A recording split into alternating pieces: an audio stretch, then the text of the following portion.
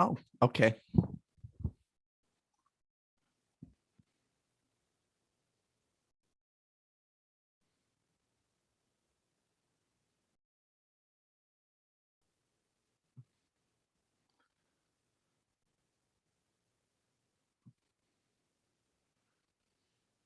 Um, okay, can everyone see and hear me? That would be oh, perfect. We're good. We're rolling. Okay, so Steve's gonna be a little late tonight. But we are all good. Let me get the bracket up here real quick. Just real quick for the people on. We are not going to go live for Podiumwinner Palooza next week. We might go live together and like talk about Fargo and whatnot. But next week we are committing ourselves to covering Fargo. So that is what we'll be doing. And then we're going to do the finals 2 weeks after. We just figured it'd be nice to give the Fargo kids, you know, their time of day as well. So, hey, Steve, you're on. Beautiful timing. We love to see it. I might be running back and forth, but oh well, we'll keep things interesting, right? That's the name of the game, right? Absolutely. Do what you got to do, right? That's showbiz, baby. Got a different look tonight. Don't have my same background. We got Tim on. Oh, nice. Hi, Tim. Good seeing you. Yeah. Thought I scared myself for a second. I went to go live, and then it said like the link wasn't working or whatnot. I'm like, no, I don't want that. But all right, cool night tonight. This is always. I don't want to say my favorite. It's not my favorite round, right? But I never mind this round at state because I know that every guy wrestling in this round gets a medal, and they're going to be on the podium. So that usually brings some peace to my heart.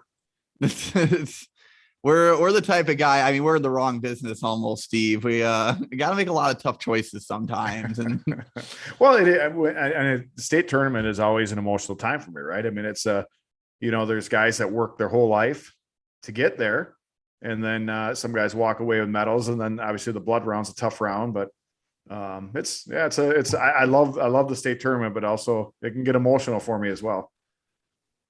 Tonight we got consolation semis. I know someone asked me about if we were going to go consolation semis and placement, and it just couldn't work. I almost had that like as our schedule, but I realized, Steve, that we couldn't do multiple rounds in a row, right? Because unless we were trying to research for hypothetical like matchups, like just to be safe. But yeah, I got to get my notes pulled up here. Matt's in the house. Matt's at practice in doing this, so that's pretty impressive. We got Matt and Tim. They need an award for this. They do. So, and we did, Tim. We did take your advice under advisement, and for the finals, we're going to get somebody on. So we're going to have a guest speaker. Get someone to break the tie. Break the tie, right. And have some extra chatter, some banter. Who that is, we don't know yet. We don't know yet. We haven't talked about that. That's 2 weeks away. All right, we're gonna run through 106 first, and I got some funny news to share. Nice. Let's see. Starting off, 106 pounds consolation semis. We got a Roan Carey of Mineral Point and a Brayton Casey of Menominee. Just getting my notes pulled up here. I mean, at this point, see, with the people that we have left, you look at all the losses everyone has, and it's I say it every week. It's like we're splitting hairs, but I can't even exaggerate it anymore with where we're at. Carey, he lost to Nutter twice. He also beat Nutter, and he lost a tough one to Fitzpatrick in the finals.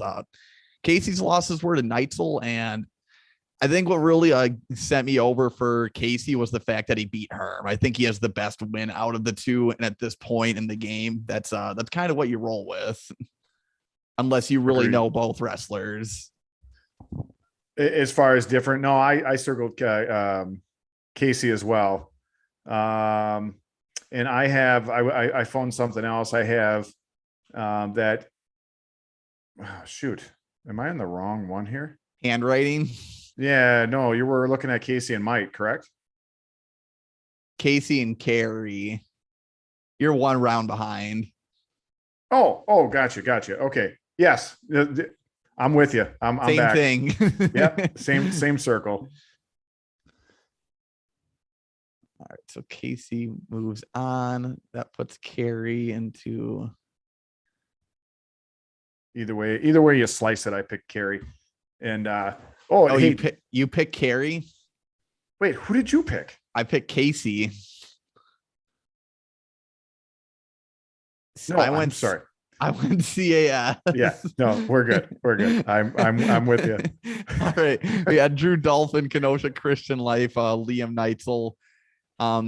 Dolphins losses. He lost to Carey and Nutter at State. He beat Zielinski 6-2. Neitzel lost to Fitzpatrick twice. He beat Zielinski 6-4. I'd say given the rest of the resume, Dolphin score being better against Zielinski. I guess view that as a matchup thing. I just still think head to head Neitzel wins that one. Yeah, all the way. I have Liam Techfald Might beat. Never mind. Just Teague, I'm out of it right now. Just go with it. Yep. You're good. I agree. I think I got my because remember we had that I had the screw up with it and I was thinking the cross bracketed, so I have different things written down. But either way. Oh, that's right. You got my brackets, right? Yes, I have. Well, I have them in front of me. I changed it, but my handwriting's all over the place. But I definitely have Neitzel circled for this one. Okay, real quick. So 100 before we go into 113 pounds. So I might post the link for this map. I'm in love with this map that I made.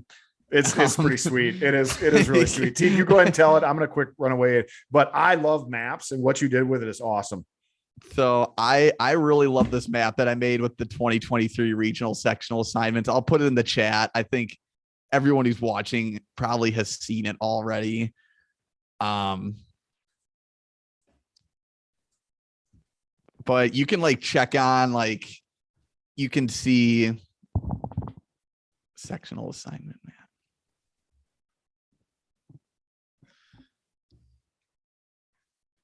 You can like click all of Division 1 and see where all the teams are located. It's organized like by sectional 2. Like the first like 2 sets of teams are like going to be regional, the 2 regionals for sectional A.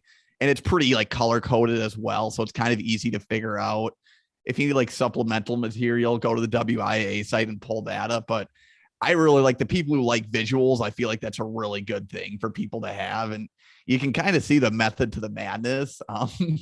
Funny little thing though with that, someone saw yesterday because I put like the WIAA site up there, and someone said, "So is Shawano hosting 2 sectionals?" And Shawano is hosting a D1 sectional, and Bonduelle hosts the D3 sectional, but they always have it at Shawano. Mm-hmm. I called Mel Dow this morning. And I was like, "Hey, just wondering, like." I'm just trying to like get answers for this person or whatever. He said, "Oh, seems like that may have been an oversight," which it does say Bonduelle first. So yep. I could see where that happens, but I'm glad I like called him and said something. So, sure. So it's at Bonduelle. We don't know where we're like one of the locations is changing. Okay. Yeah, I don't want to speculate too much because I think I know which one would change just based on like the size of schools and whatnot. But then we just talked about the map. We talked about the mapping process and whatnot. And he said like it's like fun to do, but it's not easy at all to try and like get the competitive and geographical balance. Did he explain? Did he say anything about the D2? What is that, sectional C? Did he say anything about that one, or did you guys go that far? He said it's just kind of the way it worked out in that, right? Like it ended up being like that central and then southern, right? Like how it kind of got mixed up that way. And we Tim, you need to do a check mark on the map. There's like check marks on the side. There's a little directory, but we'll get back to bracket stuff real quick, Tim, and I'll explain it once we get done with 113 pounds. Okay, going to 113. We got Colton Hush, Baldwin Woodville versus Ben Bast, West Bend West. Looking at Bass losses. I don't know why this just hit me now, but everyone that Bass lost to, he also beat, which is pretty impressive. I think it also speaks to like the schedule that his team had this year.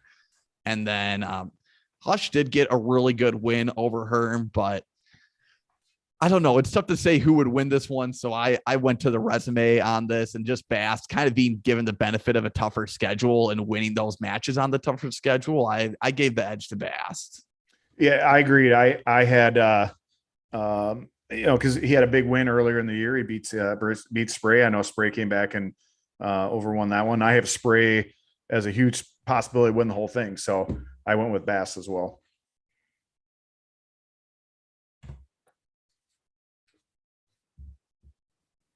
All right, get Bast here. Ooh. And Hush will be wrestling for 5th. That was a tough one, though, as they all are, right? This time of year. This time of year in the balmy June weather. July. July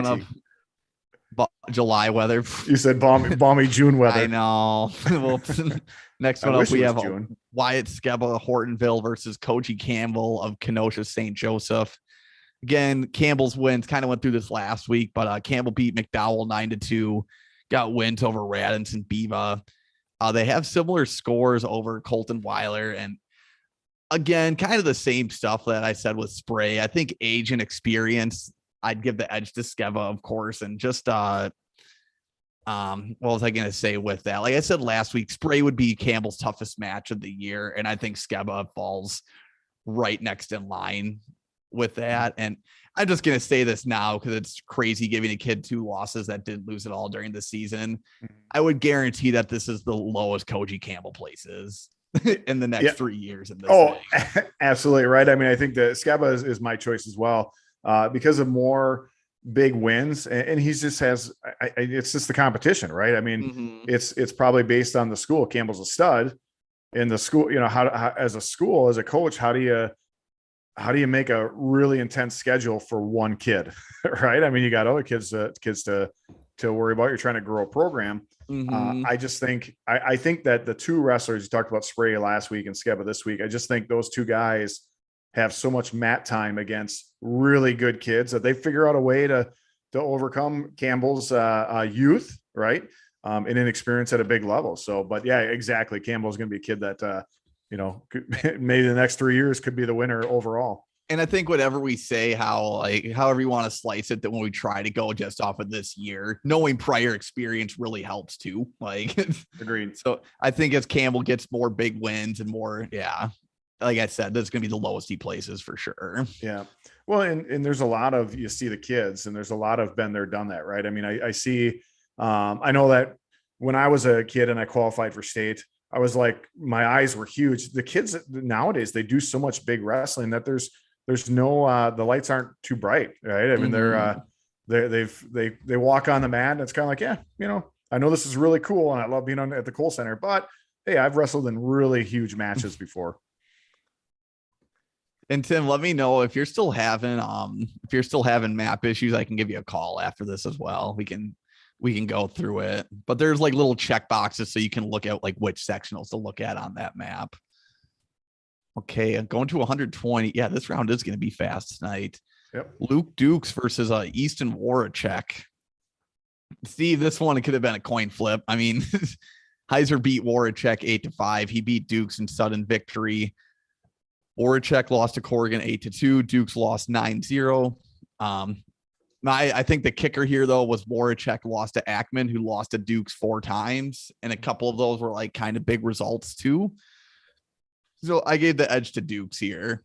Yeah. And let's be real. Dukes easily could have been the state champion, right? I mean, Heiser came back in the 3rd period and really it won the 3rd period, which ended up winning the state championship. So Dukes is a really good wrestler, and I believe that he would win this match.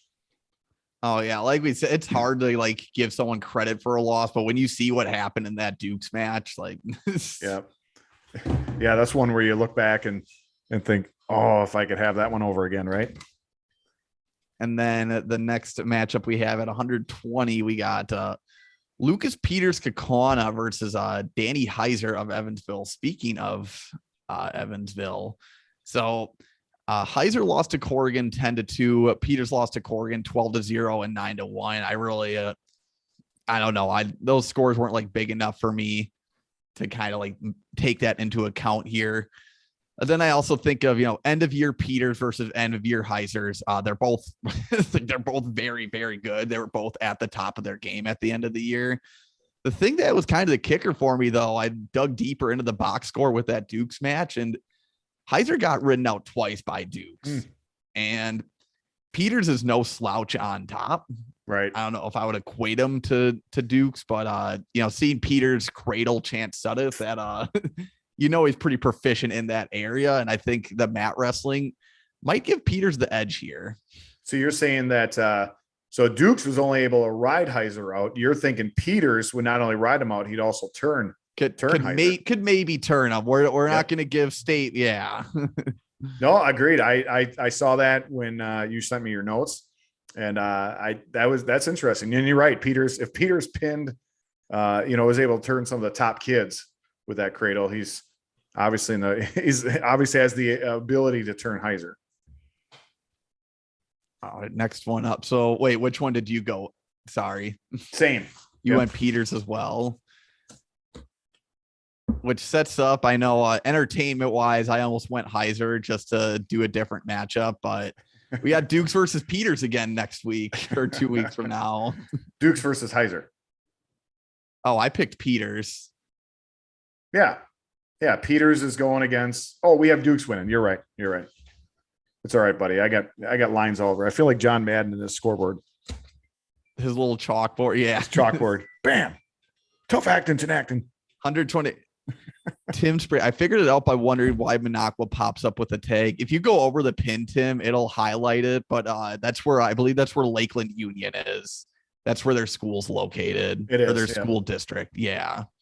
That was some sweet work too, by the way. I mean, I know I said this before, but that was awesome. I had a lot of fun doing it. I was going to say it had to be fun doing it too. It's really satisfying. I kept showing my roommate. I'm like, hey, this is D1. This is D2. and they didn't care. He didn't care, did he? Oh, he loved it. He's a social studies teacher. Yeah. Oh, nice. Nice. 126 pounds. We have Tyson Peach of Kimberly versus Lucas Sullivan of Mineral Point. Again, I got a lot of match stuff here. Of course, I overthought this one, Steve, and then I saw kind of my smoking gun. Peach beat Schumacher of Port Washington 7-2. And then at Bi-State, Sullivan majored in Tech Schumacher. He beat him 30-14 one time. So I think that was all takedowns. Yeah. So I mean that score is big enough for me to where I'd give the edge to Sullivan. Agreed. Yep. Peach is only going to be a junior, if I remember right. The two Kimberly wrestlers, both. Otis was a junior last year. Who was? Peach was? I know Otis was a junior.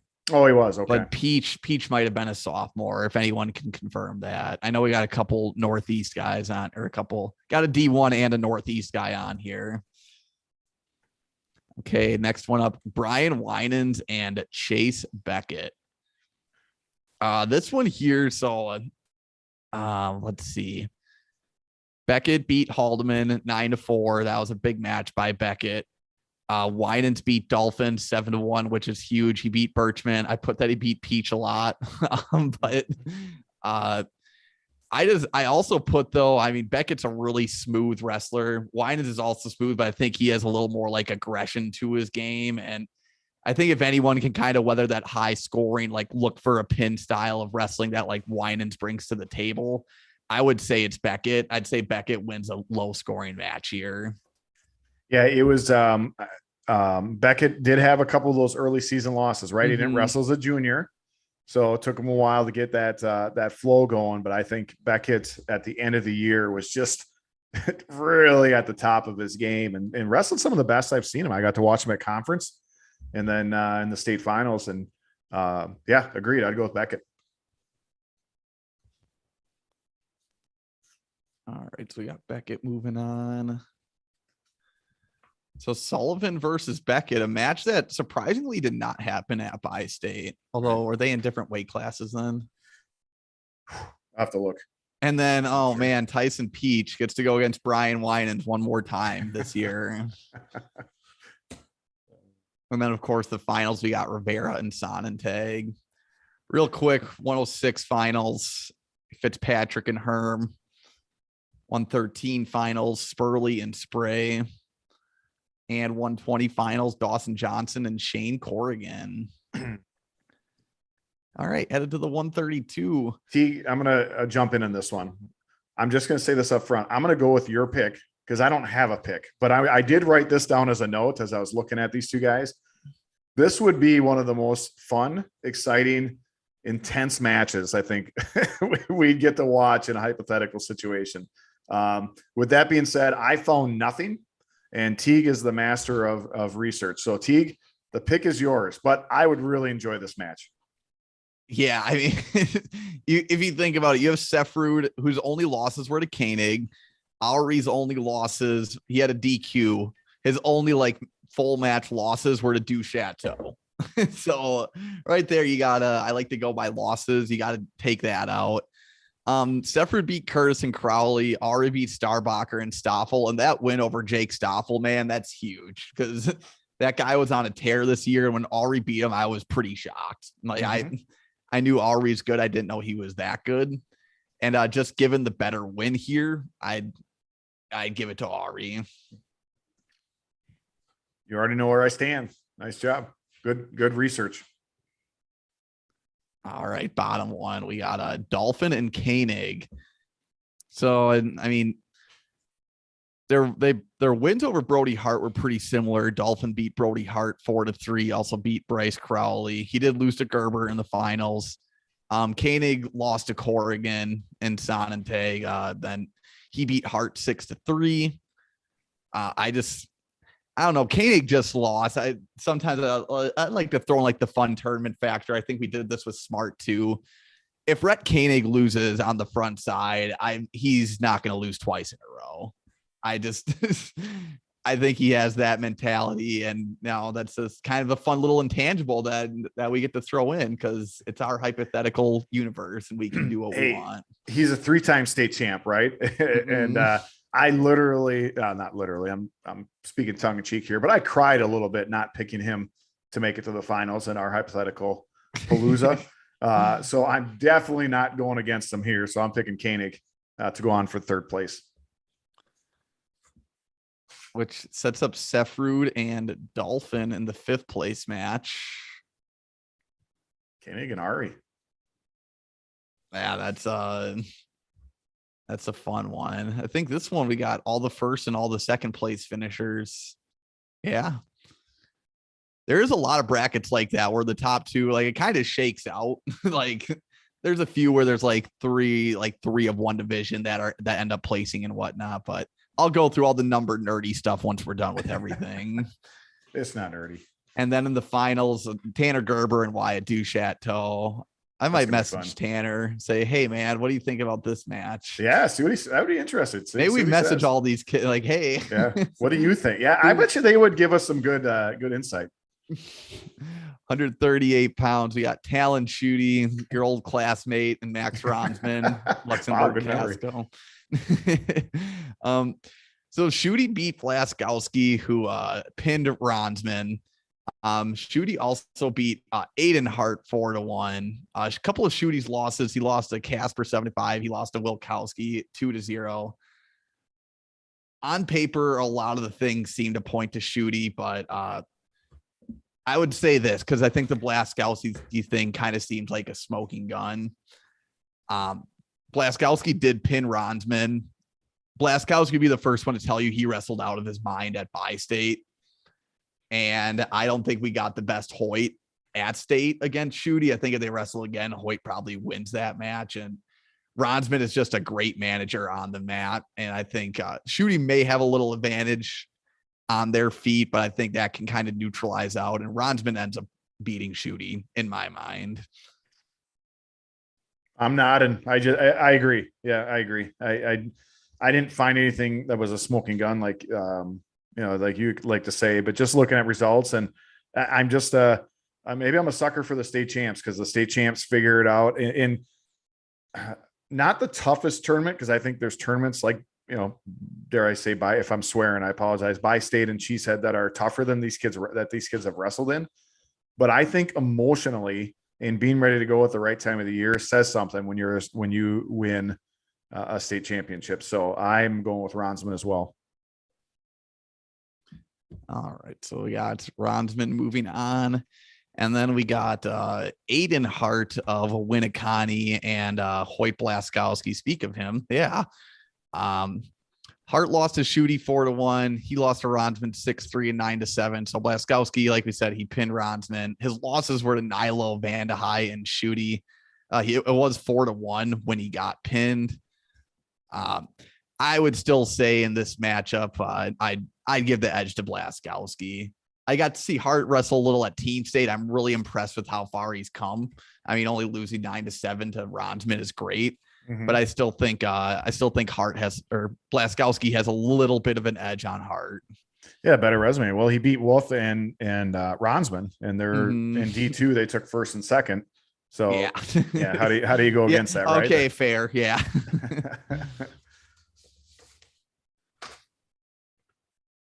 Which means we get a little bi-state. Yeah. Rematch there. Well, rematch. I'm sorry. I'm at 145 already. I forget that you have to type things in.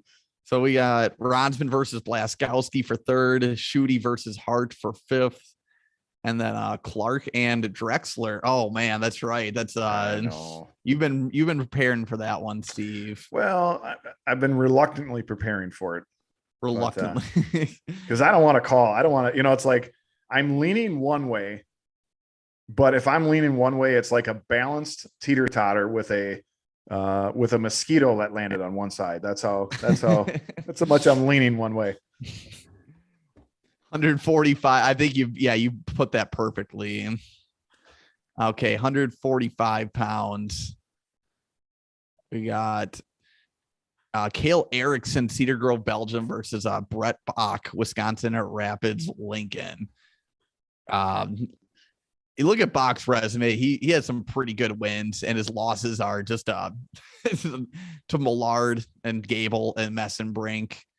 I mean, Rapids set up a really good schedule this year, and Bach, he took full advantage of that. Erickson, he beat Wolf 4-2. He lost to Casper. This one though, I kind of went with like a matchup style too. I know Bach doesn't do as well, and that's relatively speaking, against people who can stay in a really good position. And I think Erickson is kind of cut from that cloth to where he can stay in good positions a lot. And I think he's one of the few people in the state who can kind of neutralize Bach's style. So I gave the edge to Erickson here. And I'm a Bach fan, so that one's I know. That's why I was thinking you went the other way. No, I agree with you. I didn't have as much research on that one. Am I leaning towards a bias of being a state champ as a junior, right? Obviously, I think he met a very motivated Casper. Carson, Casper from Carson. Casper from Coleman, right? Otherwise, he'd have been a 2-time state champ, and that's pretty impressive. So we got Erickson moving on. Yep. Sorry, Tim. Next one up, we got Gable and Ward. This one, Ward beat Gable in sudden victory. Man, I know we kind of went with like the whole resume deal. If you went on paper so Ward did beat Gable, the fact that it went to sudden victory, I did dive in a little deeper, and I think Gable has a little more consistency throughout the year, and I think his losses were tougher. the guys that he lost to, it was absolutely ridiculous. And I think in this hypothetical, like they rematch a week later, I think Gable pulls away to knot things up here. Between the two hammers. Teague, send it to the vote, baby. I appreciate your analysis, right? but I'm Mhm. sticking. I'm trying to be as objective as I can and not subjective, right? And my criteria all year long has been, hey, if this guy beat this guy, which I totally agree with you, right? I mean, we could wrestle that match 10 times and be 5-5. But with that being said, I think this is an appropriate spot to send it to our first fan vote. And by the way, Tim disagrees with our previous pick. No. Next one up. So we'll wait till we get a few votes under that one. 152 pounds. We got Zane Licht of Lodi and Joe Pinky of Aquinas. So Licht beat Pinky 7-4 at Bi-State. There's nothing otherwise there that would make me pick differently. I went with Licht. Agreed.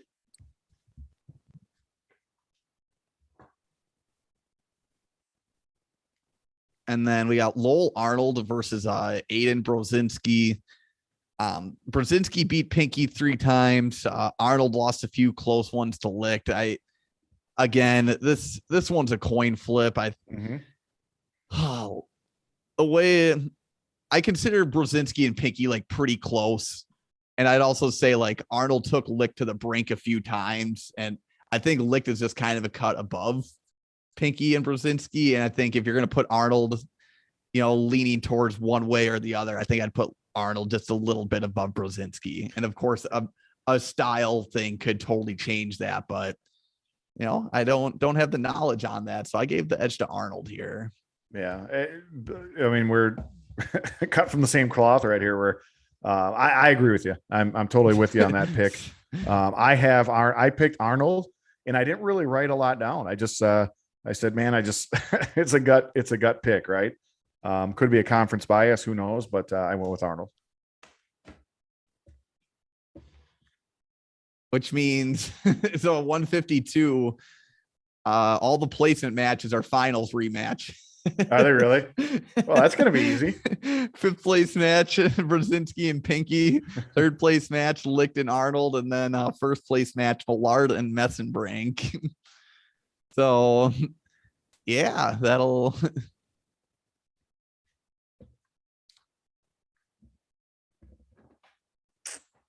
Tim put his analysis in there, so I'll let you. He beat Wolf 4-2, who lost Preston Cradaville. Yeah, I respect it to not trying to like spell out the spell, try to spell out the full Cradaville. I think I'm sure we would agree Preston Cradaville would not be close to Brett. I'll give a little like head nod there. I won't say anything out loud, but yeah, no, I think right now Preston's older brother Parker would be a little bit on a different plane than Preston. But again, I think having seen a few of Erickson's matches, I just had a little more of that to go off of. So yeah, but no, I agree I think either way it'd be a pretty good match. Well, and some guys, I mean, I've known guys that are, they'll beat the bad kids 5-1 and they beat the good kids 5-3. Some guys are just wired that way to wrestle close matches. And it's I guess that's all I got. 160 pounds. So we got 3 votes, Gable, none Ward right now. We got a couple votes, and we'll see if we can get a few more votes in here before calling that one. We got 160 pounds. This one's been giving me headaches since like the second round, Steve. Knowing it was going to come. We got Eddie Signs and Cash Stewart. I mean, what do we really go off of? Sign lost to Mulvaney, Wasley, Sinclair, Heiser. Stewart beat Willis and Hargrove. I mean, his loss was to Cole Marco by 1 point. And it's so unfair of Symes to say like 2 Symes, I guess, to say, oh, well, if he beat one of those guys, then I'd give him the edge here. But Stewart losing to Marco by 1 and getting a good win over Willis and Hargrove, that gives me the edge to Stewart on this one. And I know it's not our criteria, but Stewart has, and I don't have it in front of me because I'm not at my typical screen, but Stewart has some big postseason wins as well, and doing Greco freestyle and the lot. So I'm pretty confident he's going to Fargo. So I think he's going to have a big weekend there. He is, yeah. Yeah. So, but I agree. Nothing real common. It's a tough one to pick, but I'm going with Stewart as well. And this just kind of goes to show at 160 pounds that, I mean, Eddie Symes could have just as easily been, a third place finisher, even in the finals where he was in the bracket. Like there's a lot of volatility with this one. Agreed. On the second side, we got a Ott versus Marco.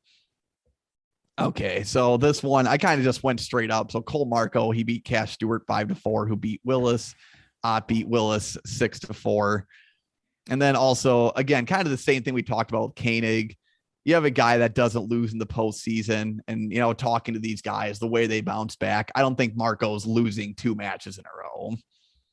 Agreed. Yeah, and we talked about last week too, is it's hard not to pick Marco last week.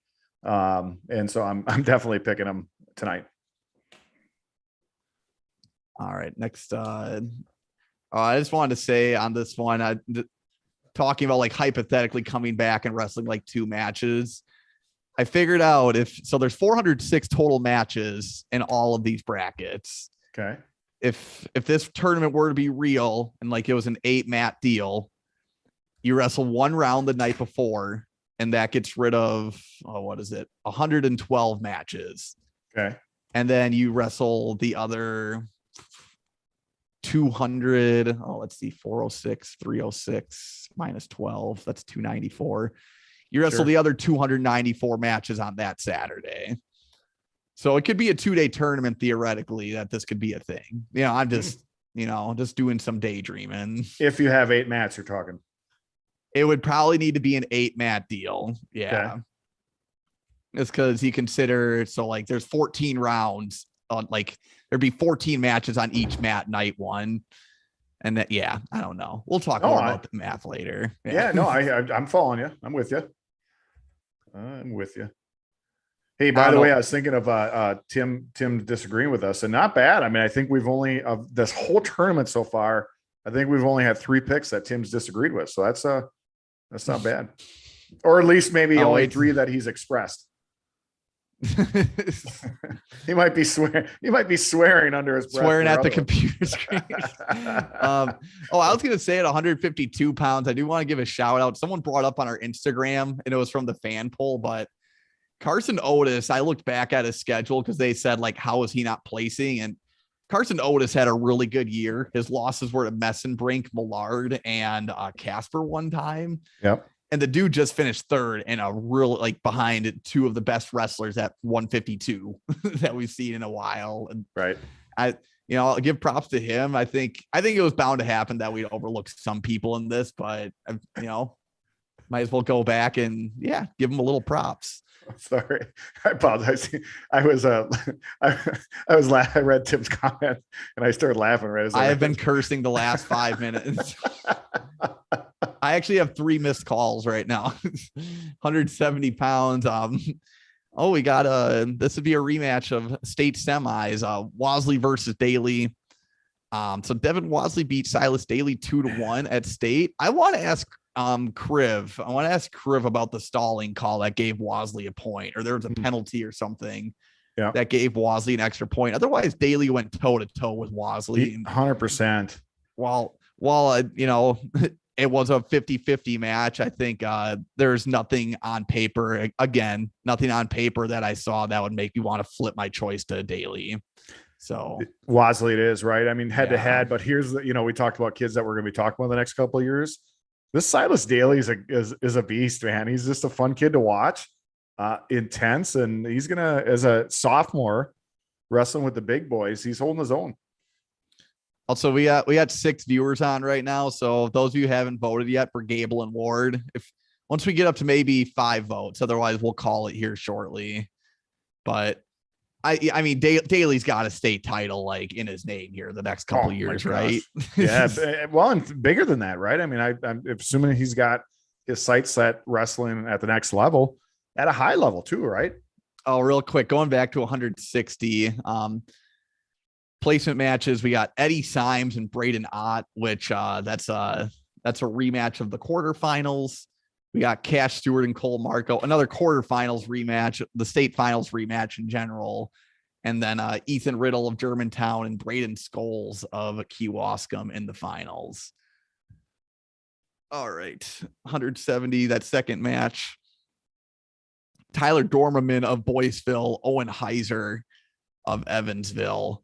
This one I just put down for paper stuff. Dormerman lost to Symes, who lost to Wasley, who lost to Heiser. Or I think the Dormerman, I think, lost to Wasley straight up too. So I don't know why I put all that, but regardless, even seeing Heiser wrestle, I don't think Heiser's losing to Dormerman. Agreed. I got once again, I got to see Heiser wrestle, not even state. I got to see him wrestle live 3 times. He's a good wrestler. He's got some really, you can tell he's we watched more than that. We watched him wrestle at Bi-State, but I'm talking other than Bi-State.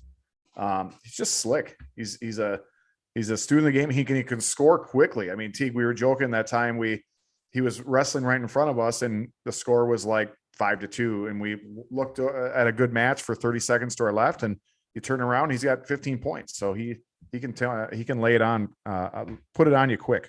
He quietly puts up tech falls, as we said. So for 170-pound podium matches, we got Silas Daly, Plymouth, Tyler Dormerman of Boyceville. We got Devin Wasley, St. Croix Central, and Owen Heiser of Evansville, and then Aiden Sinclair and Noah Mulvaney in the first place match. I want to give Tyler Dormerman props, Steve, because kind of what I thought going into this, it kind of played out the way I thought, in that you knew Sinclair, Mulvaney, Wasley, and Heiser were going to place in this thing, and then Daly too.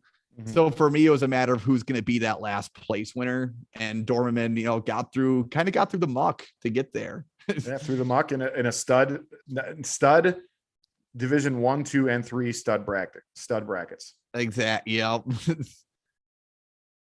182 pounds. We got Ian Smith of Northwestern and Trenton Gibbons of Pulaski. Okay, so Smith lost just his losses. He lost 7-1 to Ramberg, 15-3 to Whiting.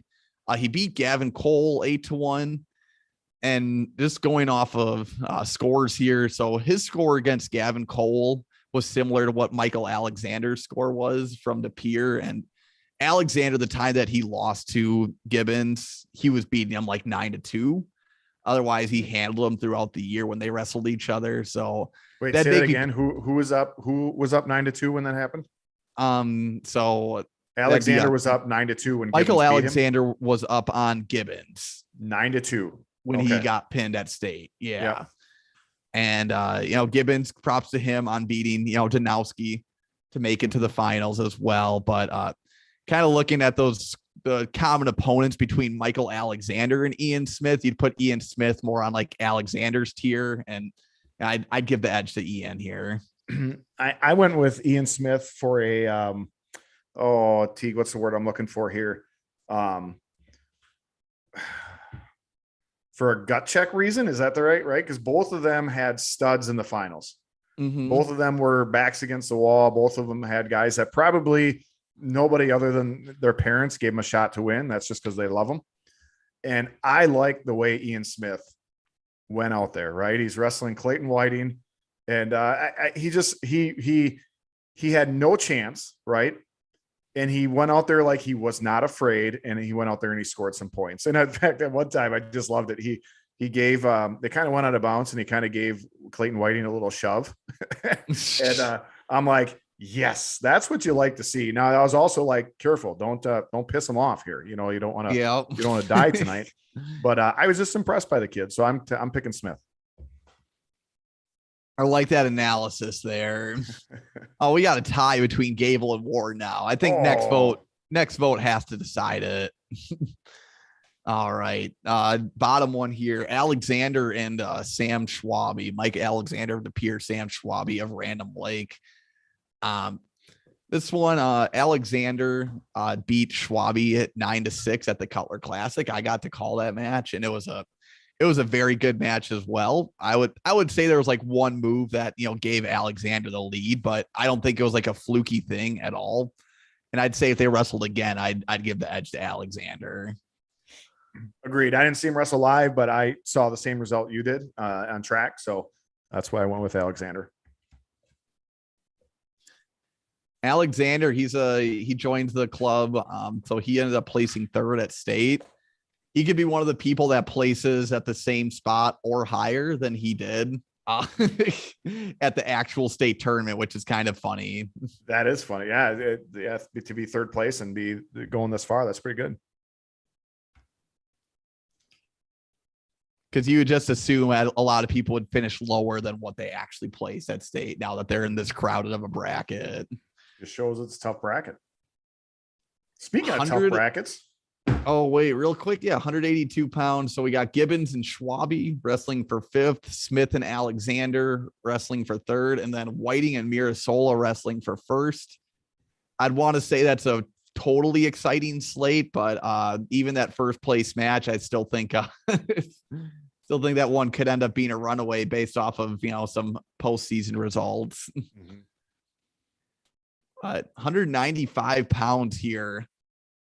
Got Chase Mathias of Two Rivers and Cale Hopke. So just kind of the rundown here. Ramberg beat them both 5-2 at state. The result here that we obviously look at first, though, aside from the Ramberg, because it kind of seems like that Ramberg match went the way a Ramberg match usually goes, in which he just controls the match.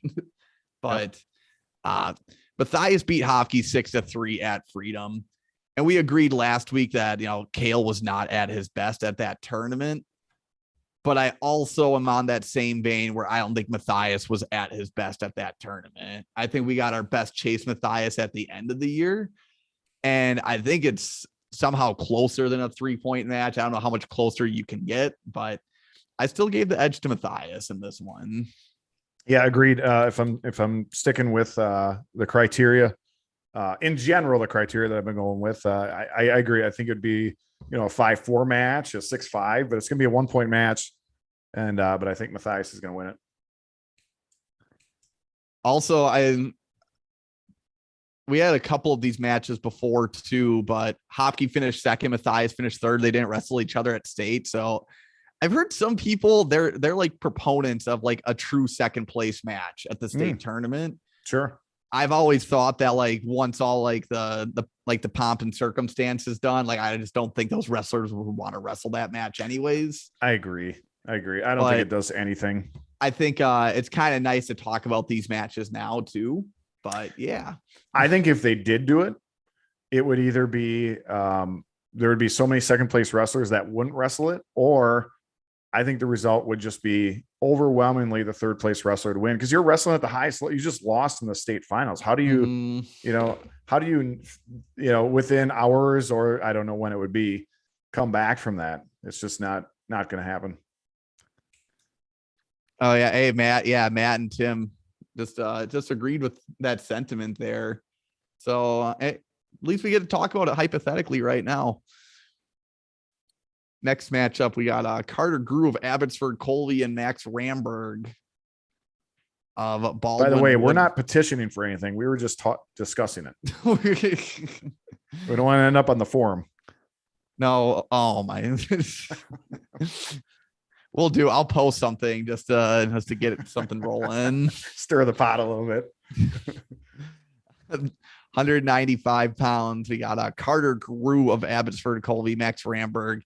So Grew beat Ramberg at the Northern Badger. Ramberg's resume the rest of the year was enough for me to still take him in this one.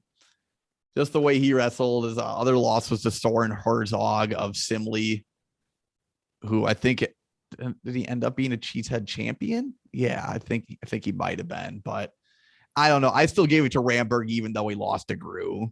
And I think like there's enough there for me to back it up and feel good about that decision. And if Ramberg's on it was a random draw, but if Ramberg's on the other side of the bracket, he's in the finals. So Ramberg. Oh yeah. What was I going to say? Ramberg, Grew, and Hopke were like literal rock, paper, scissors this year. Like yep. Grew beat Ramberg the one time they wrestled. Ramberg beat Hopke. Hopke beat Grew. Could you imagine though, those three guys at your sectional? Because you're like, imagine you're the fourth place guy and you're not bad. You're like, oh, maybe I can go to state. And you look at once the sectional assignment comes out and you're like, oh yeah. Oh, that's Oh rough. my. So the third place match here is I might try and look up and see who that fourth place finisher was, but third place match is Chase I'm gonna Mathias do that. and Max Ramberg. Fifth place match is Cale Hopke and Carter Grew, which that would be the sixth time that they've wrestled if you include this tournament. And then the first place match is Gabe Klatt of Beaver Dam and Cole Mirasola of West Bend West. Or Teague, is it as I'm not there yet. Or is it like the mass exodus, right? All the guys realize like, hey, I got no prayer, so I'm just gonna run away from this. So maybe they're 195 pounds. The fourth place finisher was Chris Nahara of West you found it already? Salem Bangor. Yeah. Dude, you're killing me. Like, give me a chance, would you? What page were you at? I was just ready to click it. It was like a fun little game for me. Stop it. Like, come on. It's 29-16 senior. I mean, he's not a bad wrestler. I'm trying to think of he went against Ramberg and Grew. That's a tough draw. Dan Paulzine was in that weight class too. He's 27-11 junior. I got to see him wrestle a couple times. Not bad Austin wrestler. Blado of Barron ended up losing to Hopke. He ended up going against Hopke and Grew. A couple of these guys, you get two tough like that's not fun. Wow. Checking out 220 and 82. All right, I'm getting off the beaten path here, but I mean, you go up to Coy Hopke then and up at 220. And then at 182 pounds, I'm sure some people like went to different stuff here, but wasn't not a whole lot of movement in that sectional, Steve. Let's be honest. What do you mean? As far there's as not really like a safe spot. Like there's safer spots than 195. But well, however, though, think of this: if you would have moved up to two, because I think with Coy at 220. I think you're going to get everybody moving out of there everywhere. Well, Gunnar Hoffman went to heavyweight. Yeah. So if all these really good guys move away, you could be kind of another guy that pops in there and says, I think I'm going to go to 220 and maybe go a second or third man. True. Yep. 195. Yeah. I'd like to see all those coaches conversations. 220 pounds. We got Cole Ebert of Reedsville and Will Hager of Oak Creek. Hager beat Ebert 3-1. I think that was at the Highlander, and I think that was in sudden victory. Ebert beat Gotterman. It was the first tiebreaker. The first tiebreaker. That's right. Yep. Ebert beat Gotterman 7-6. He pinned Botch, who Hager beat 7-4. I think how the rest of the year panned out, I think Ebert wins the rematch here. Oh, you do? Okay. And I know I've kind of strayed away from like, it's not like Hager had anything big on his resume that caused me to pull that way. Yeah. Well, hey, send it to vote. I picked Hager. I know Matt's going to be pissed at me here, but I'm sorry, ticked. I apologize. But yeah, make a fan vote because I picked Hager because he beat him head to head. Hey, Cale Hopke's on. There's a reason 195 was so full. Yep. Hey, just like we said, 95 was full because 220. Yeah. Oh, was it? Okay. Yeah. Yep. But you would think though that 220, I mean, if all the good guys go to 195, you know that there's top three go. I think, just take your beating from Coy and take it like a man and go to state a second guy, right? Cale, are you out in is it North Dakota? I think it's North Dakota he's pitching at. We appreciate you hopping on. We're glad you're listening. Absolutely. Okay, we got we're moving Gable on. I'm making that executive decision. Okay. Not even gonna go to the coin flip, huh?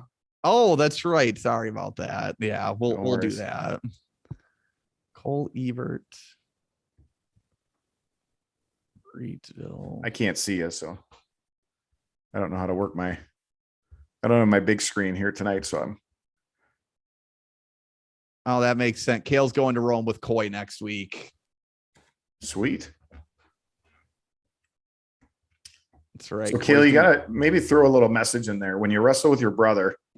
Like, is it wisdom? Can you take him sometimes? Because you can just, they call it old man wisdom. Are you able to sneak some takedowns out and sometimes beat them in practice or beat them in practice, right? Because you got that wisdom, or how does that work?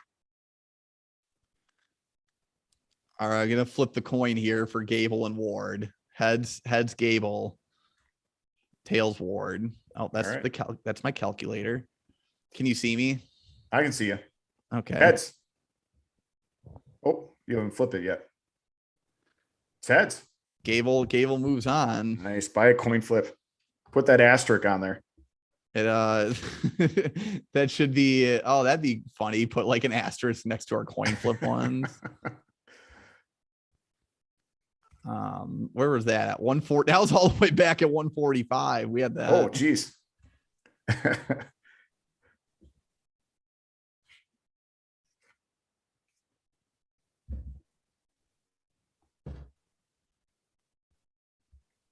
Oh, yes. I mean, so the 5th place match at 145. Oh, sorry.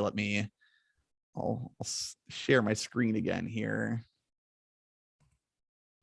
Who were the don't Teague, you keep going because I'm going to look up who the second and third guy out of the sectional behind Coy was. 220. Second was folks. Lockington from GET at 220. Oh, and then Isaac Pierce from Ashland. Pierce, okay. And Pierce placed. Lockington, did Pierce place at state? Pierce ended up placing 3rd. So Coy's sectional. Let's see, Teague 22 seconds, 32 seconds, and 30 seconds. So he was on the mat for, what's the math? That's 62 seconds, 84 seconds. Wow. Oh, Steve's frozen, so I'm going to keep going here. Let me, okay, I got Erickson, 145 pounds. We got Cale Erickson and Cody Gable. 5th place match, we got Brett Bach and Jacob Ward. And 1st place match, Carson Casper and Caleb Manier. Little on the water finals rematch there. Am I frozen or is Steve frozen?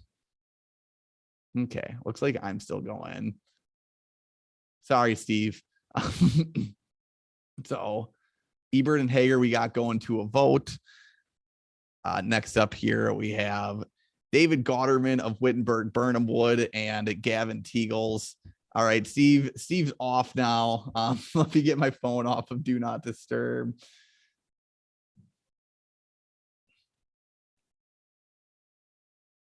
Also, sorry, folks. This one ended up going a little longer than we thought tonight, but we figured with not as many matches, we do a little more chat, a little more banter, and yeah, I guess we gave ourselves a little too much bantering freedom, but and I guess we talked wrestling most of the time, so I won't complain.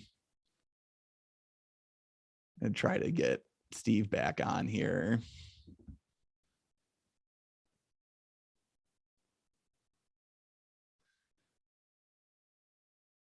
I'm just going to have Steve text me his picks.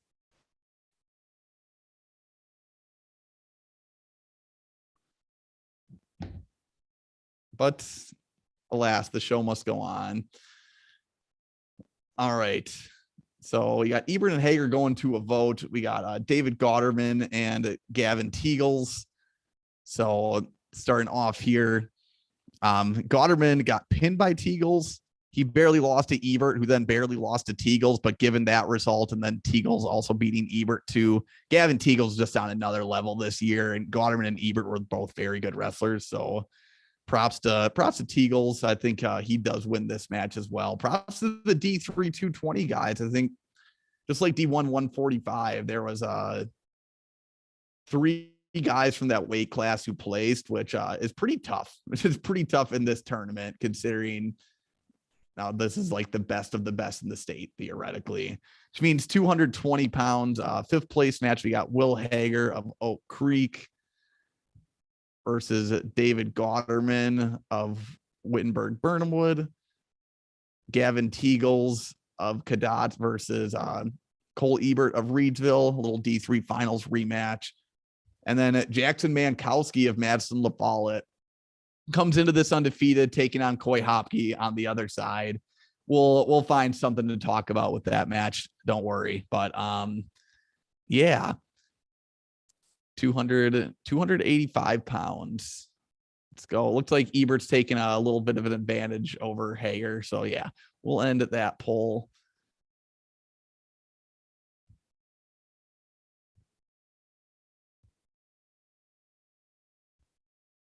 All right, now heavyweight. Last round here. Yeah, Empey versus Hoffman. So just a couple of big matches. I mean, Hoffman lost to Teagles and Beasy. He also beat Beasy at sectionals, beat Schaefbauer. Empey beat Nottestad, barely lost to Massa, and he lost to Dylan Johnson. If you kind of look at it, and so we had Empey losing to Beasy. That one ended up coming down to either a coin flip or was our fan vote. I think it was the fan voting, but that was kind of a coin flip match for Empey. In real life, we'd call it a coin flip match. I don't think, in this situation, if he happened to lose to Beasy, I don't think he loses 2 coin flip matches in a row. That's not how he's built. I think this one would be a fun one to watch between Empey and Hoffman. But I would give Empey the edge here. And Steve also went with Empey.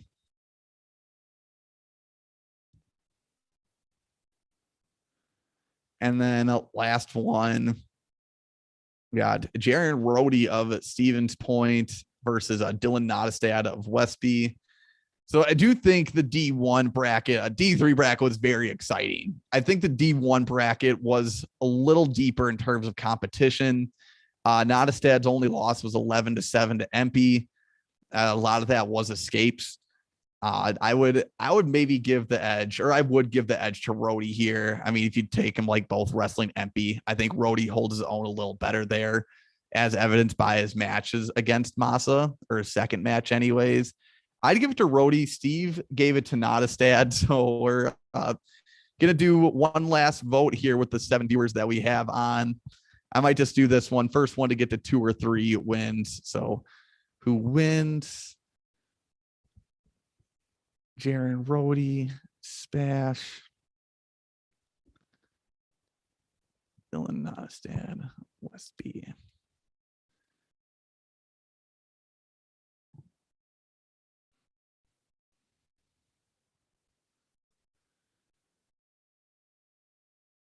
All right. So in the meantime, folks, while we got 7 of you on here, we'll just let a couple of those votes come to fruition.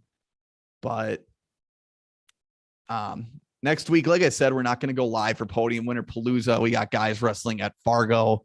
I just want to give them their time of day, give them the proper coverage. And, love hypothetical wrestling. Don't get me wrong, but I would, we got to give it to the guys like real wrestling at Fargo. We got to give that proper coverage. 2 weeks from now, we'll be doing the finals. So we'll probably just, I don't know, maybe we'll might start at, maybe we don't start at 106. What would people's thoughts be? I'll type it in here too, but thoughts on not starting at 106 pounds and maybe making the finals match, like, a big one, like one that like the highlight one, although Beasy and Massa would be a pretty big highlight match for the finals.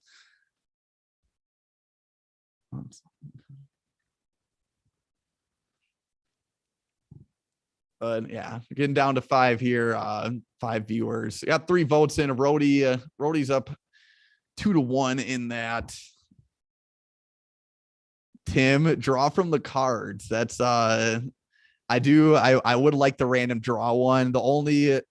My only concern with that one, Tim, is if we draw something like 170 or 152, or like if 152 or 170 is the last match. Hoyt Blaskow, this guy, that's kind of what I was thinking. Hoyt, that's the first one that came to my mind. If we did a random draw, I just would want it to be like a finals rematch from like the actual state finals. That like is the last thing we talk about. But that would be fun if we did like a little live like draw from the cards. So maybe keep that in mind. Like if I'll draw this up there. Tim, who is Hoyt? Oh, you're funny. It's in the comments there, Tim. But what was I gonna say? I was thinking, folks, I'll throw this out while we wait for this voting to end. I was thinking take all the team state qualifying teams, like the 16 team state qualifiers, bracket them and run a hypothetical bracket like this, but with team duels. It'd be 116 team bracket, but that'd be a lot of duels to cover. So I'd probably wait until August to go through that. If people would be interested in that, let me hear it. Maybe even run it to like a 24 team bracket and we figure out who are the 8 wild card teams, who are the 8 teams that didn't make it to state that should be, in this bracket. I mean, let me hear thoughts on that. But all right, we're tied up 2-2 between Rhodey and Nottestad. We'll give one more minute here. All right, Matt Verbatim, he's on board with the team state thing. Really couldn't see it. I didn't even think about the fact that you're looking in the comments right now, Tim. I have a hard time catching wit over the comments. Steve's a little better with that aspect. But all right. We're gonna put this heavyweight one to a close one more time.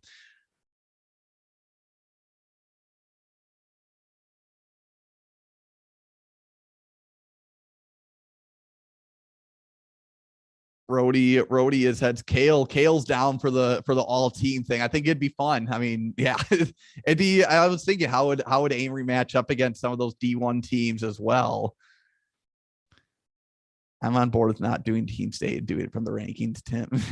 So, well, that's what I was thinking, Tim. Maybe I do a 24 team bracket. So then some of those teams that I think maybe could have been at team state or, could have had a dual shot at team state. Like that's why we'd have it there. But last one here, I'm going to stop sharing the screen for a second. Heads is Rhodey, tails is Nottestad. It's tails. So Dylan Nottestad, after losing a tough one, the state champ, moves on to face MP. So bi-state rematch there. 5th place match is going to be Jaron Rhodey Stevens Point versus Gunnar Hoffman. We got Brooks MP or Griffin MP of a Stoughton, I should say, taking on Dylan Nottestad. And then Robert Beasy of Westby and Vito Massa, which would be a rematch of the Northern Badger. So yeah, a lot of fun stuff, everybody. Next week, we might go live for Fargo on stuff. I think I might just stick with going live on Instagram next week. Just a quick thing. Before the Rapids and Marshfield guys, before the Wisconsin Valley beef gets too intense, we'll end the stream here. But thanks for hopping on, everyone. We enjoyed it. It was another fun night. We appreciate the support through all this. And 2 weeks from now, Podium Winner Palooza Finals. We will see you there. Catch you on the flip side.